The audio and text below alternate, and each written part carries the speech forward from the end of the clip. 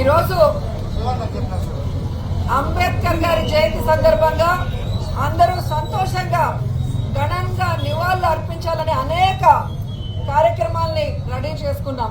కానీ నిన్నటి సాయంకాలం మీరు చూశారు, విజయవాడ నడిబొడ్డులో చంద్రబాబు నాయుడు తన పచ్చ రౌడీ మూకలతో జగన్మోహన్ రెడ్డి గారి మీద హత్యాయత్నం చేయటం ఈ రాష్ట్రమే కాదు, దేశంలో ఉన్న అన్ని రాష్ట్రాల్లో వాళ్ళు కూడా షాక్కి గురయ్యారు. అంటే ప్రజల అభిమానం పొందడానికి ప్రజలకు చేసిన మంచి చెప్పుకోవాలి, లేదా ఏ మంచి చేయబోతున్నామో చెప్పుకొని వారి యొక్క ఆశీర్వాదాలు తీసుకోవాలి. కానీ ప్రజలు అభిమానించే నాయకుడిని లేకుండా చేసి తాను అధికారంలోకి రావాలన్న కుట్ర కుతంత్ర రాజకీయం చంద్రబాబు నాయుడు చేయడం దురదృష్టకరం. గతంలో కూడా పాదయాత్రలో జగనన్న మీద ఏ విధంగా కత్తితో దాడి చేశారో మనం అందరం కూడా కళ్ళారా చూసాం. మళ్ళీ ఈ రోజు కరెంటు ఆపి ఏ విధంగా ఆయనని టార్గెట్ చేశారో కూడా కళ్ళారా చూసాం.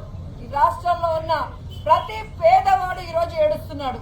తమ కోసం ఇన్ని అవమానాలు ఇన్ని కష్టాలు భరిస్తున్న జగన్మోహన్ రెడ్డి గారిని ఈ విధంగా వీళ్ళు టార్గెట్ చేసి ఆయన క్యారెక్టర్ గురించి బాగా చెప్పడం, ఆయన చేస్తున్న పరిపాలనని తప్పుగా ప్రజల్లోకి తీసుకొని వెళ్లాలన్న ప్రయత్నం చేయటం.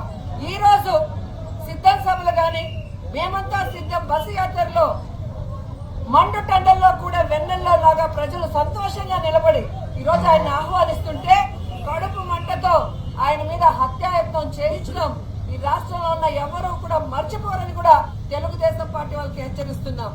ఈరోజు మీకు చెప్తున్నాం, ప్రజలు అభిమానించే ప్రేమించే జగనన్న రక్తం మీరు కళ్ళ చూశారు.